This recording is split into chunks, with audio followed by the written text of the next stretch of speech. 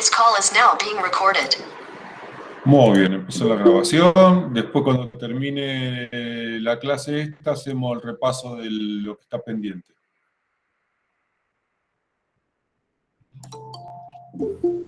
Ok, gracias.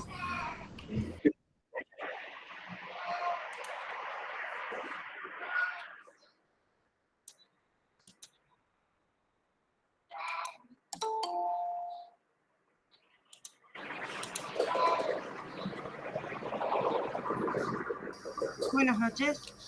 Buenas noches.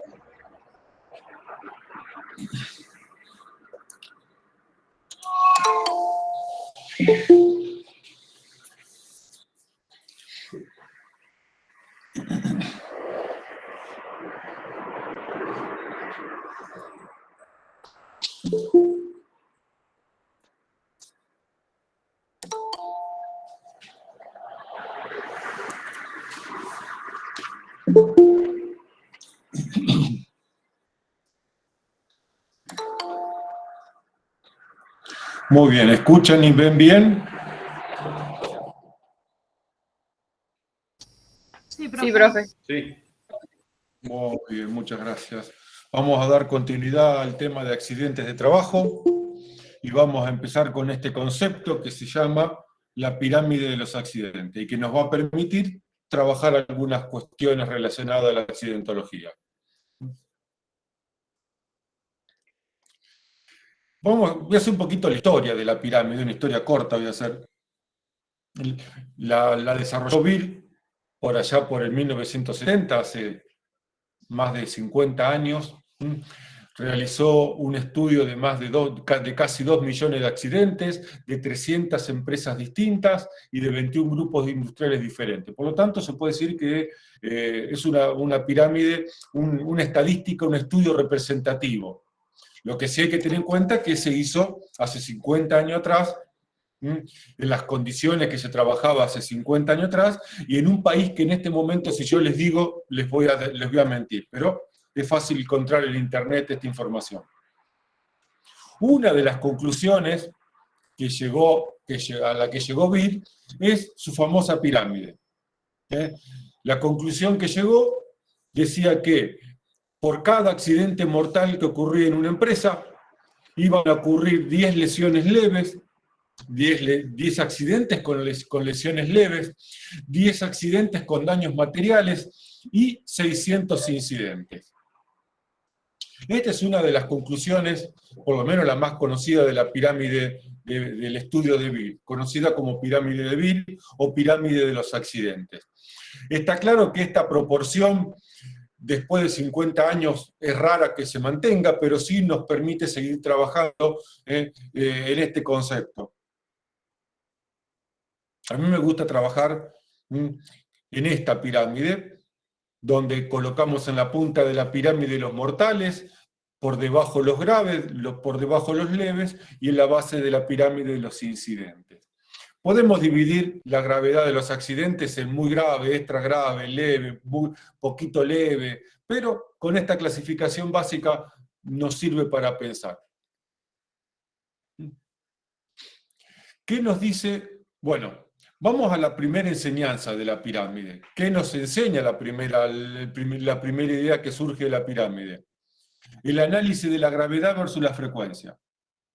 Esto es una conclusión bastante sencilla y que la aprendemos de haber vivido, que a medida que aumenta la gravedad del accidente, la frecuencia de los accidentes graves van disminuyendo. ¿Cuántos de los que están acá en la sala participando de la clase han tenido accidentes de esos graves que decís de perinola me salvé?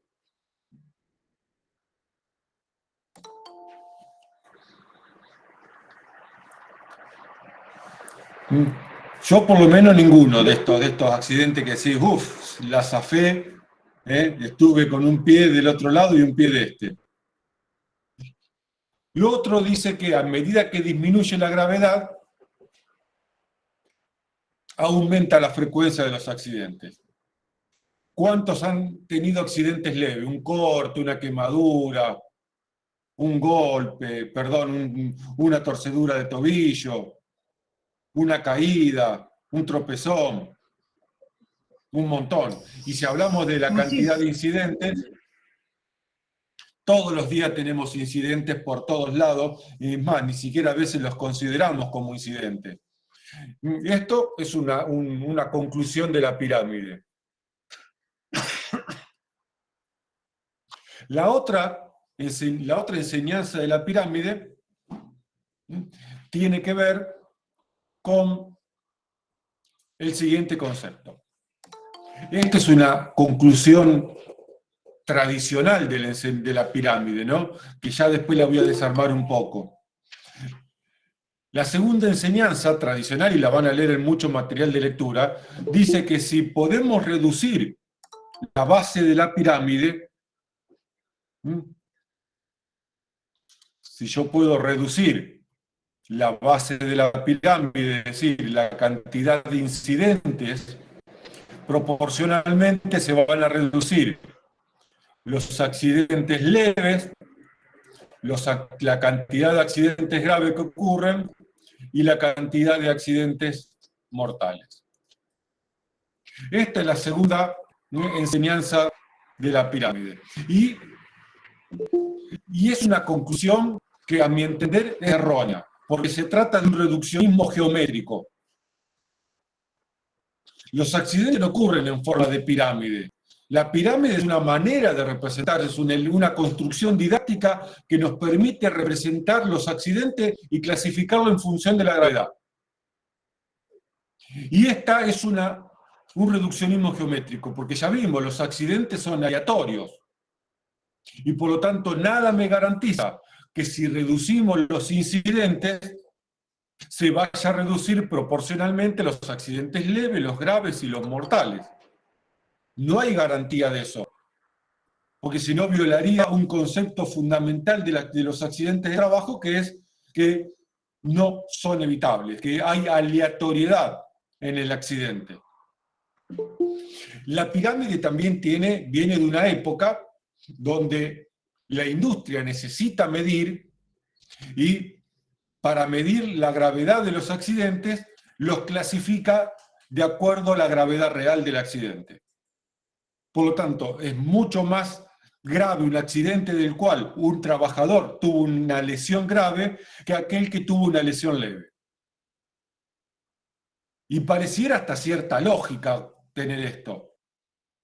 Guarda cierta lógica pensar que un accidente mortal es más grave que un accidente leve. Eso porque nos ponemos al final de la cadena. Recordemos que un accidente es una cadena de eventos, una cadena de eventos, sucesos y condiciones. Esta cadena de eventos es aleatoria, y el último eslabón de esta cadena de eventos es el daño, que es tan aleatoria como el resto de los eslabones.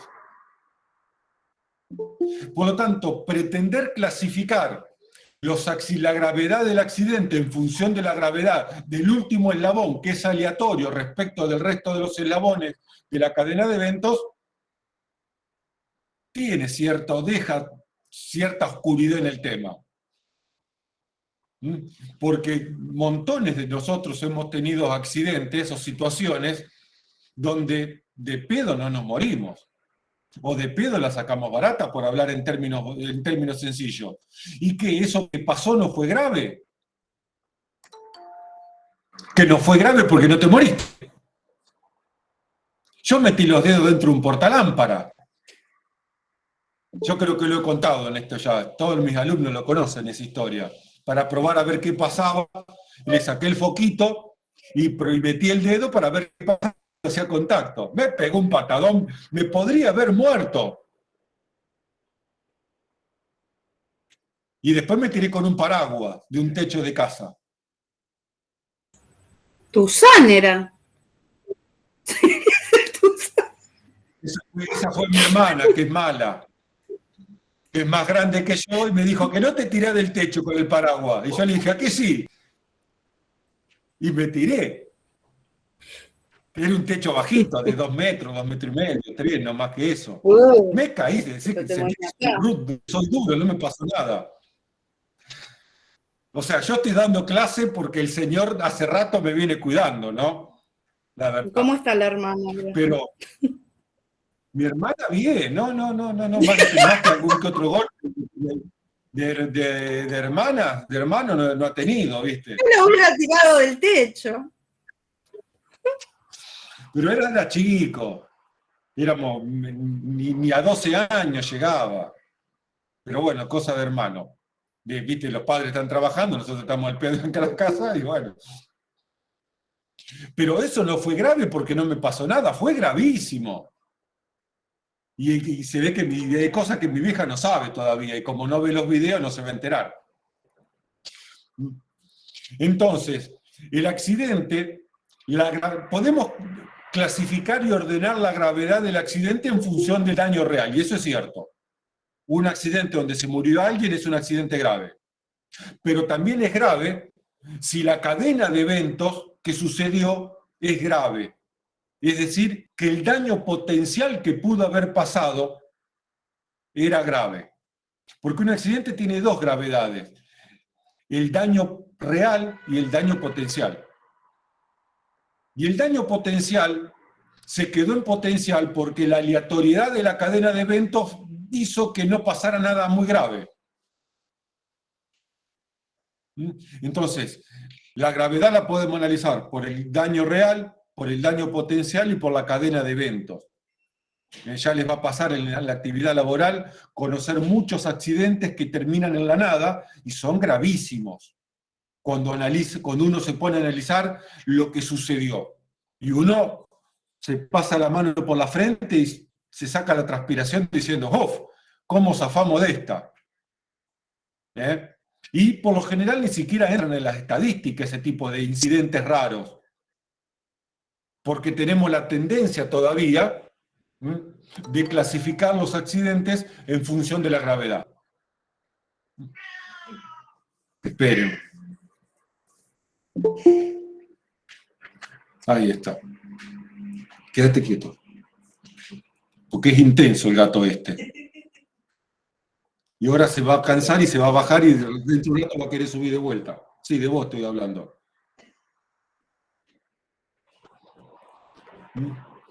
Por lo tanto, no se trata de reducir la cantidad de incidentes. Lo que yo quiero es agrandar la base de la pirámide. Yo quiero conocer la mayor cantidad de incidentes posibles, porque el incidente me permite estudiarlos y aprender. Los accidentes, esto lo vimos al principio, son eventos que fundamentalmente sirven para aprender. El incidente, que es el que tiene un nivel de daño despreciable, ocurren muchos incidentes. Y los incidentes tienen un daño despreciable. Cuestan poco dolor al trabajador. Por lo tanto, en vez de reducir la pirámide, lo que yo necesito es agrandar la base de la pirámide, porque a medida que yo logro que el trabajador me denuncie, me informe los incidentes que van teniendo durante el día y yo los puedo ir investigando, puedo ir aprendiendo a un costo nulo, a un costo bajo. No costo de dinero, costo de dolor, porque el accidente cuesta dolor en el trabajador. Y a eso tenemos que entender. No se trata solamente de la máquina que se rompió, de la producción que se vino abajo, del elemento de protección personal. Estamos hablando del dolor del trabajador, del dolor de esa familia, que ahora tiene que lidiar con un trabajador que perdió una mano, o que quedó en silla de ruedas. Entonces, si yo puedo agrandar esta base en vez de reducirla, vamos a lograr aprender mucho a un costo aceptable para todos. Está claro que una vez que yo tengo un accidente grave, no me queda otra que aprender, pero vaya que me costó lágrima y sudor aprender de un accidente mortal. Y posiblemente tener que ir a la policía y a un juez a declarar qué pasó. De los incidentes aprendemos a un costo muy bajo, muy bajo. Del accidente grave o mortal aprendo a costa de la vida o la integridad física de un trabajador.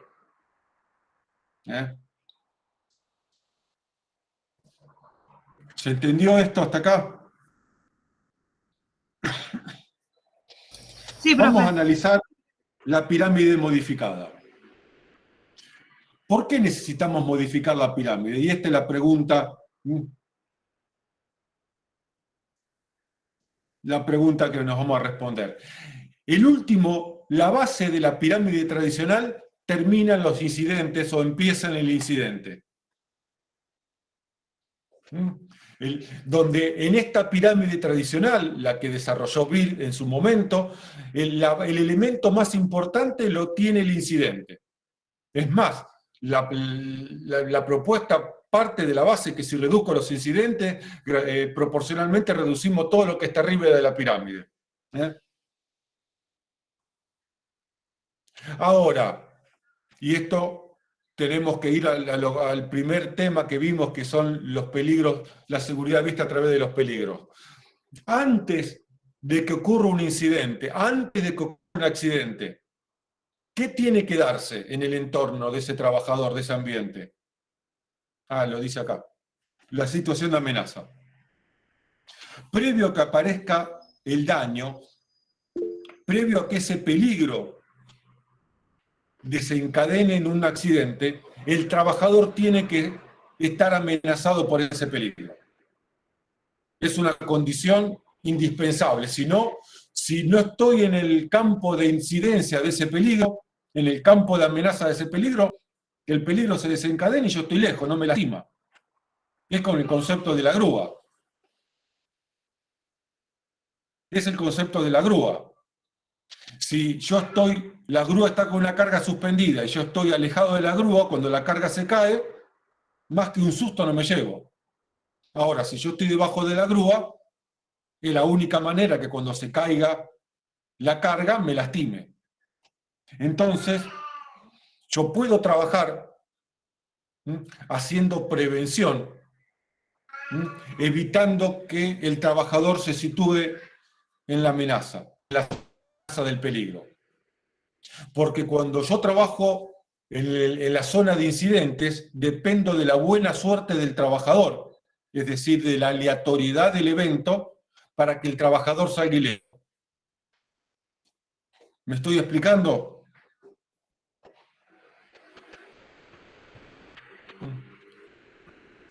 Cuando yo me sitúo y empiezo a trabajar solamente en el incidente como comienzo de mi cadena, estoy haciendo prevención, esperando, sentado en la oficina, tomando mate, esperando que un trabajador tenga un accidente y que a lo mejor no salga lastimado. Entonces, a partir de ahí me pongo a trabajar.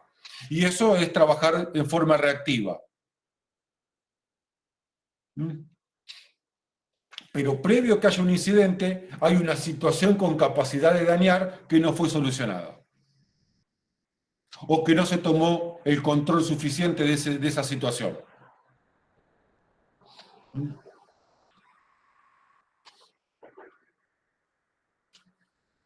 Tengo que pasar de esta situación reactiva, de estar sentado en la oficina esperando que me venga, que el trabajador tenga la buena voluntad de venirme a avisar que tuvo un incidente para yo poder salir a investigar, poder aprender y hacer los cambios.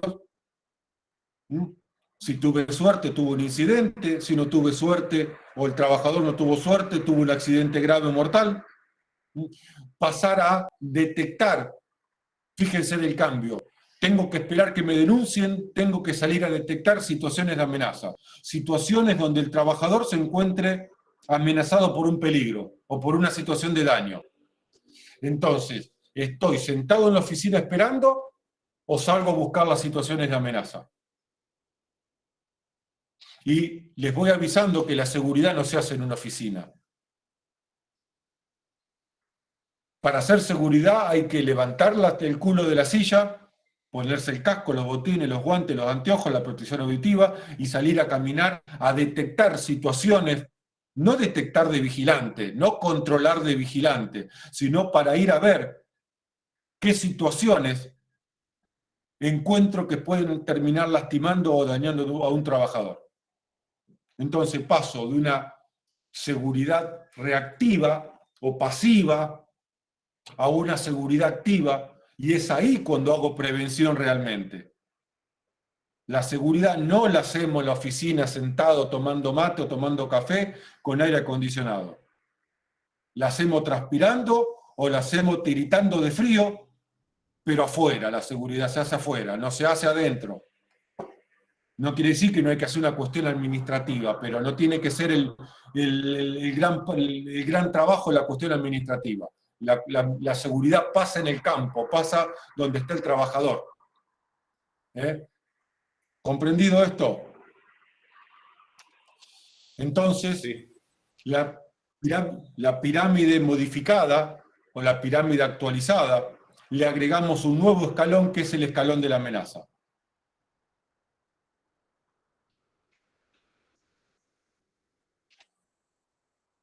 ¿Se entendió este concepto?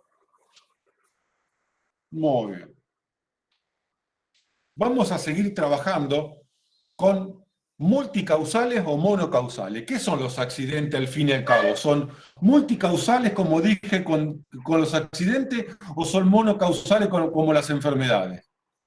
Y acá vamos a terminar de explicar el tema, o vamos a seguir explicando el tema.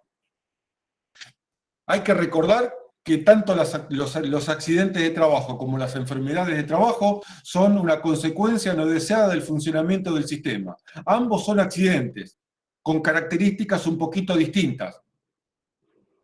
En un caso dijimos que el accidente de trabajo es multicausal y la enfermedad es monocausal. Pero ambos tienen una sola base, que es el peligro. En el caso de enfermedad le llamamos agente de daño, agente de riesgo o simplemente agente. Pero en ambos casos, la base del daño la provoca un peligro. Y el peligro mantiene una relación causal con el daño. Y esta relación causal, explicado ya varias veces en el transcurso del año, está definida por la manera de funcionar de ese peligro.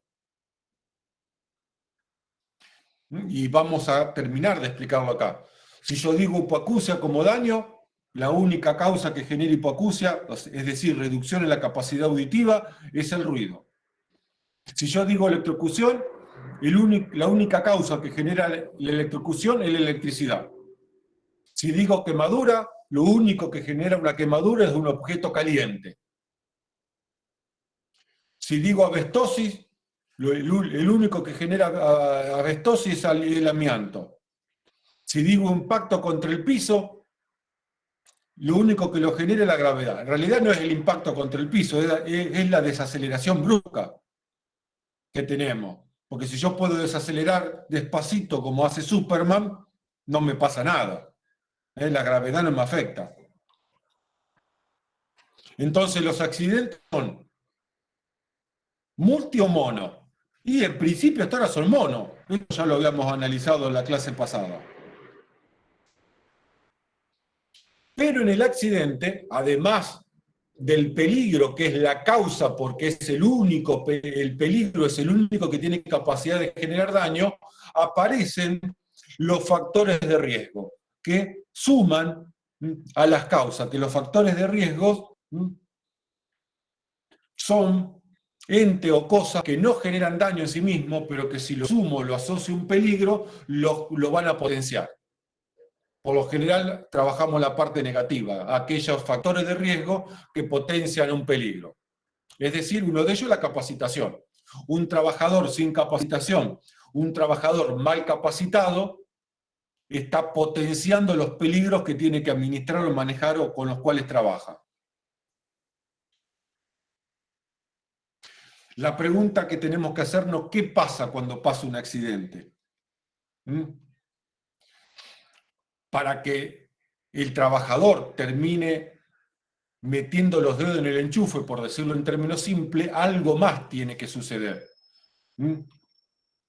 Previo a que el peligro se manifieste, en el entorno de ese trabajador tiene que darse ciertas condiciones que habiliten el suceso final.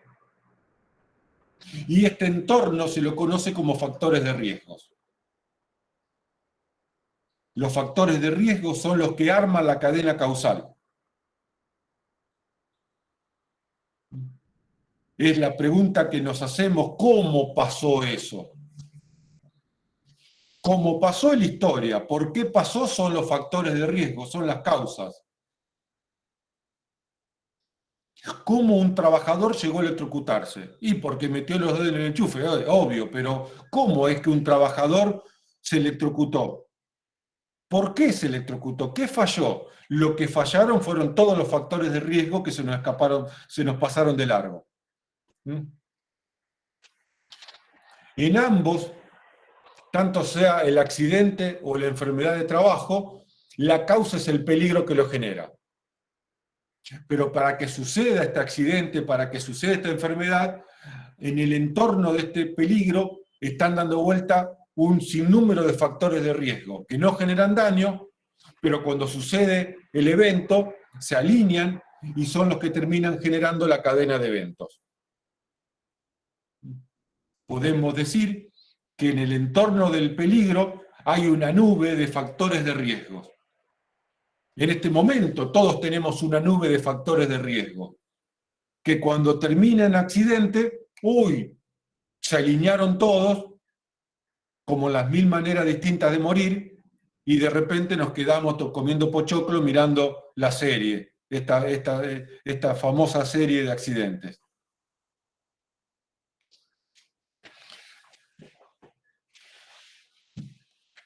Cuando vimos peligro, este modelo.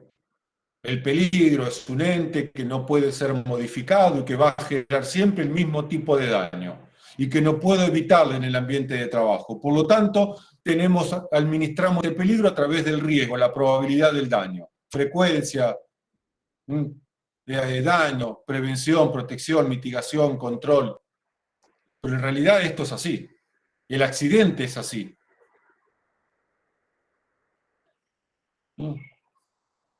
Ya vamos a seguir trabajando cuando modelicemos más un poco la accidentología. ¿Me estoy explicando acá más o menos?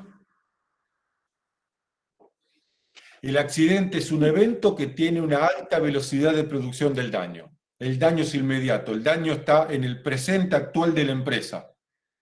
Puede ser hace una hora, de ayer, de esta mañana, de antes de ayer, pero está dentro de la realidad presente de la empresa.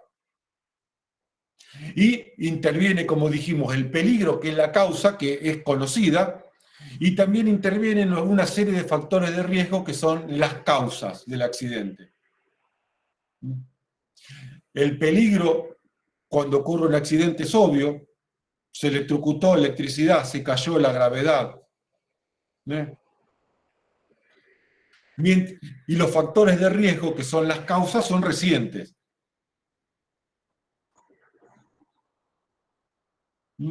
Y cuando uno investiga un accidente, no investigamos el peligro, lo que vamos a salir en la búsqueda son los factores de riesgo. Es decir, yo quiero saber cuáles son estos factores de riesgo que intervinieron en la dinámica del accidente para poder evitar y poder trabajar sobre estos factores de riesgo para evitarlos a futuro.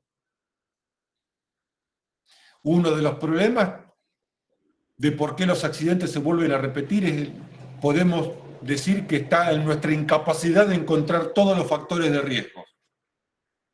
Ustedes por ahí lo ven medio raro esto, pero ya se va a terminar por cerrar más adelante. No conocemos cómo se relacionan entre sí. ¿Cómo es que se concatenaron todos esos eslabones y terminó? ¿Qué sé yo? Sí, cuando tengo el diario del lunes lo sabemos, antes no lo sabemos. ¿Y por qué se dio de esa manera y no de otra? Y qué sé yo. Y básicamente a los factores de riesgo hay que salir a buscarlos. Entonces el accidente es multicausal, porque participa el peligro, que es la causa principal, y también fundamentalmente lo que define el accidente son los factores de riesgo. Néstor, no llego a entender por qué son recientes las causas de los factores de riesgo. Porque el accidente es inmediato. Vos te accidentaste y las causas son de esta mañana, que te levantaste torcida, dormiste mal, entonces estás distraída en el trabajo, problemas. Vos no te accidentaste hoy porque venís arrastrando un problema de hace 5 años, como la enfermedad. A lo sumo desde ayer que venís arrastrando sueños, problemas, empezó a faltar elementos de protección personal en el trabajo ayer. Ahora sí entendí. Sí, sí, gracias. Y los factores de riesgo construyen la cadena causal. ¿Y por qué te cortaste? Porque en el trabajo no había guantes, entonces trabajé sin guantes. ¿Y por qué no había guantes? Porque, bueno, el proveedor se quedó sin guantes. ¿Y por qué se quedó sin guantes? Y porque la importación viene retrasada y no entraron los guantes, o porque tuvo problemas en su fábrica de guantes, o porque no le pagamos y no entregó guantes, o porque te pijotean los guantes en la empresa. Pero medianamente la historia es presente. No es que hace 5 años no te entregaron guantes y hoy te está diciendo, ay, porque hace 5 años, viste, no, pará, no me psicopatees. El accidente, los motivos del accidente son dentro de una realidad presente de hace unos días.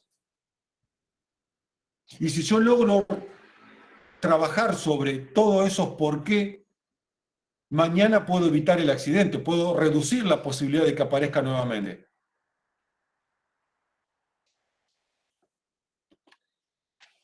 En cambio, en la enfermedad, había dicho yo cuando expliqué la clase anterior, enfermedad, que los factores de riesgos pierden valor, pierden importancia. ¿Por qué? Porque la enfermedad tiene una baja velocidad de producción del daño. El daño aparece con el tiempo. Yo una hipoacusia necesito 5, 6, 7, 10 años de exposición. Importa para ver, ¿para qué quiero investigar una enfermedad? Primero, para reconocérsela al trabajador, fundamental. Pero segundo, para evitar que se me siga enfermando a los trabajadores. El trabajador que hoy encontramos que tiene hipoacusia, ¿el problema de su hipoacusia es un problema de hoy o un problema de una acumulación de 5 años de exposición? Lo viene arrastrando. Lo viene arrastrando. ¿De algo me sirve saber por qué hace 5 años ese trabajador está expuesto al ruido para solucionar mi futuro? Y no. Porque mi futuro lo soluciono trabajando sobre el presente, no trabajando sobre el pasado. Yo quiero evitar que los trabajadores que tengo hoy en la planta adquieran hipoacusia o cualquier otra enfermedad. Y hoy se están enfermando mis trabajadores. Entonces, ¿de algo me sirven los factores de riesgo de una enfermedad que un trabajador viene desarrollando de hace 4 o 5 años y que nunca nos enteramos y que nos enteramos hoy? No, sirven como explicación, pero no me sirven para hacer prevención hacia el futuro. ¿Por qué? ¿Qué le voy a decir? ¿Cuál va a ser el factor de riesgo? Y hace 5 años no le dimos protección auditiva. ¿Y? Hoy, en mi planta, ¿están usando protección auditiva? Eso es lo que me interesa. ¿La protección auditiva es adecuada para el nivel y tipo de ruido que se está produciendo? Eso me interesa para evitar que a partir de hoy los trabajadores sigan acumulando incapacidad laboral.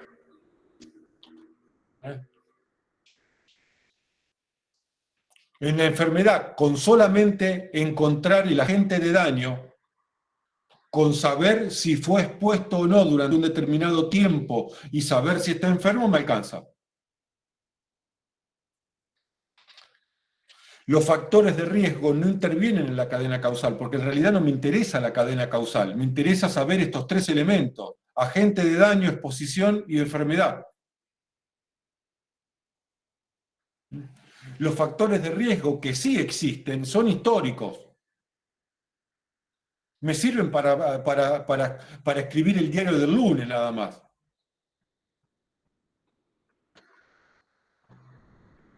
Son históricos y además se desarrollan en un periodo tan largo de tiempo que tendría que hacer un libro de la historia de cada enfermedad. Y por lo tanto, pierde sentido, salvo desde el punto de vista de un reclamo legal. Pero nosotros no estamos en la parte de reclamo legal. la historia de la enfermedad le va a interesar al abogado de ese trabajador para hacer el reclamo cuando quiera hacerle un juicio. No nosotros. Nosotros miramos el futuro de esa empresa y de esos trabajadores, no el pasado. ¿Se entendió más o menos? Ambos son multicausales. Lo que pasa en la enfermedad se transforma en monocausal porque los factores de riesgo no nos interesan demasiado, porque no aportan valor a la investigación. En vez del accidente sí, porque el accidente es presente. El trabajador se cayó hoy, no se cayó hace un año atrás. Si se cayó hoy, lo que sucedió hoy va a seguir sucediendo mañana si no cambiamos. El trabajador se me va a seguir enfermando si no cambio cómo estoy trabajando hoy. No cómo estaba trabajando hace 5 años atrás. Como estaba trabajando hace 5 años atrás ya pasó, ya es historia. ¿Se entendió el tema este? Muy bien. ¿Qué son las causas de los accidentes? Vamos a seguir ahondando un poquito en los accidentes. Todos conocemos el concepto causa-consecuencia. Si tengo una causa, aparece una consecuencia. Pongo la mano en el fuego, me quemo. Esto de chiquito lo aprendimos. Te portaste mal, la ligaste. Si la ligaste en casa, porque te portaste mal. No hay mucha vuelta que darle. Si la vieja te largó un chancletazo, una chancleta voladora, es porque hiciste algo que estaba fuera de los parámetros permitidos por mamá. Y si vos violás los parámetros permitidos por mamá, te ligó un chancletazo. Hoy en día no podés decir eso porque vas preso. La justicia, ¿cómo le psicopateás al nene? Un chancletazo a tiempo soluciona muchos problemas. Causa-consecuencia. El ruido genera hipoacusia, la hipoacusia es producto del ruido. Esto se denomina el efecto causa-consecuencia. En la enfermedad, esta relación causa-consecuencia es muy fuerte. ¿Por qué? Porque el que interviene básicamente en la dinámica de la enfermedad es el peligro. Es el que tiene el papel protagónico en la enfermedad. Los factores de riesgo desaparecen. Hay causas antes de que yo me enferme. En realidad, cuando me dicen que estoy enfermo, en realidad ya estoy enfermo de hace tiempo largo. Resulta que hoy el médico me dijo que tengo hipoacusia. Hoy empiezo a tener los primeros síntomas de dolor de cabeza, de sarpullido de piel. Empiezo a sentirme cansado hoy, pero en realidad no es que me cansé hoy de repente. Eso que me está pasando hoy es consecuencia de una acumulación. Entonces, antes de que me entere, hay causas. Por eso el accidente, la enfermedad es evitable. Porque la relación causa-consecuencia es fuerte. Fumás y vas a tener EPOC. Fumás y no vas a poder hacer un deporte de alto rendimiento.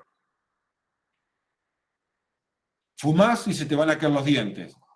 Fumás y los dedos se te ponen amarillos. Fumás y jedés olor a tabaco. No hay vuelta que darle. Causa-consecuencia. Y te lo dicen antes de que tengas EPOC. Antes de que te aparezcan las primeras placas con los manchones, y antes de que no puedas respirar, y antes de que empieces a subir la escalera y llegues sin aire a la planta alta, ya antes te lo van a decir. Causa-consecuencia. En la enfermedad hay causas antes de que te enfermes y hay causas después. Esto se entendió. Porque en el accidente, la relación causa-consecuencia mantiene una relación muy débil. Porque se mete en el camino, diluye. Si fuese solamente por el peligro, la relación causa-consecuencia sería muy fuerte. Pero el que diluye el accidente, el que construye el accidente, es la los factores de riesgo. Y los factores de riesgo hacen que la relación causa-consecuencia en la accidentología sea débil.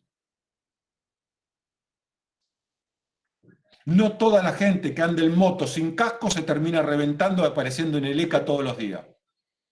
Podés pasar toda una vida andando en moto sin luces, hecha pomada, sin casco, alcoholizado, en las peores condiciones y no te va a pasar absolutamente nada. Yo junto las mismas causas que producen muchos accidentes de moto y a este fulano no le pasa nada. A un montón de fulanos no le pasa nada. Es decir, no hay causa-consecuencia. Porque cuando junto las mismas causas que generaron el accidente de hoy a la mañana, mañana no se va a producir nada. Porque hay una relación débil entre las causas y las consecuencias. No siempre que aparecen las mismas causas van a aparecer las mismas consecuencias, no aparece nada. Porque el accidente es aleatorio y la aleatoriedad se la da los factores de riesgo. Antes de que ocurra el accidente no hay causas. Las causas aparecen cuando ocurre el accidente. Por eso no podemos afirmar al que anda en moto, al que anda en auto o cualquier persona que se expone a un determinado nivel de riesgos superior a la media, que va a terminar mal. Porque antes de que pase algo no hay causas. Antes de que pase el accidente no hay causas. Hay factores de riesgos que no conocemos, que se van a terminar alineando en una cadena causal, en una cadena de eventos, perdón, que la voy a terminar por conocer con el diario del lunes. Es decir, después de que ocurrió el accidente. Por eso los accidentes no son evitables. Por eso el accidente es aleatorio. Y la aleatoriedad la transforma estos factores de riesgo que no conozco cuáles son y que en algún momento se encadenan uno con otros y la cadena se cierra, el circuito se cierra y termina generando el accidente. Y después del accidente, con el diario del lunes, somos todos expertos en accidentología. Cuando explotaron, se produjo la explosión en el edificio de Calle Salta, después éramos todos expertos en pérdida de gas, todos expertos en cómo un edificio se vino abajo, y éramos todos expertos prevencionistas en materia de cómo evitar que un edificio explote. Ahora, ¿por qué no se nos ocurrió antes a los expertos? A ningún experto se le ocurrió, salvo en algún sueño, en un asado de amigos, después de un par de cervezas y un par de vino y un par de botellas de Fernet, a lo mejor hablamos en algún momento, va a pasar esto, va a explotar un edificio, borracho, pero se nos ocurre durmiendo las fantasías que tenemos. Esto es lo que se denomina el famoso cisne negro. ¿Alguno vio algún cisne negro? ¿Existe el cisne negro? Sí, existe. Sí. Antes se pensaba que no existía hasta que alguien los encontró. Existe el cisne negro. ¿Lo hemos visto o no? Hay accidentes, y me estoy desviando un poco, pero no importa, hay accidentes que se llaman cisnes negros. Porque a la vista jamás podrían ocurrir las Torres Gemelas. ¿Quién hubiese pensado que dos aviones iban a estrellar y la iban a tirar abajo? Ni en la peor película, ni en la película más fantasiosa se le ocurrió eso. Pero una vez que ocurre y aparece el cisne negro, todos nos sorprendemos. Y después nos volvemos todos expertos, reconocedores de cisne negro. Eso es lo que pasa con el accidente. Si se hubiese puesto el casco, no se hubiese reventado la cabeza el tipo este. Y sí, y si hubiese atajado el gol, no hubiésemos perdido el Mundial. Y si hubiese metido ese gol que pegó en la esquina, en el travesaño, hubiese sido campeón 3 veces del mundo. Pero no pasó.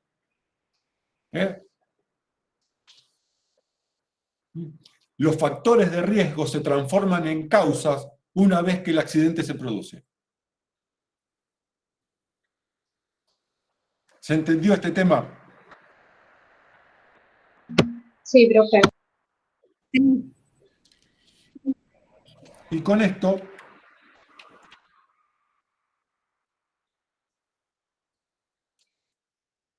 damos por finalizada la clase de hoy y el tema de accidentes de trabajo.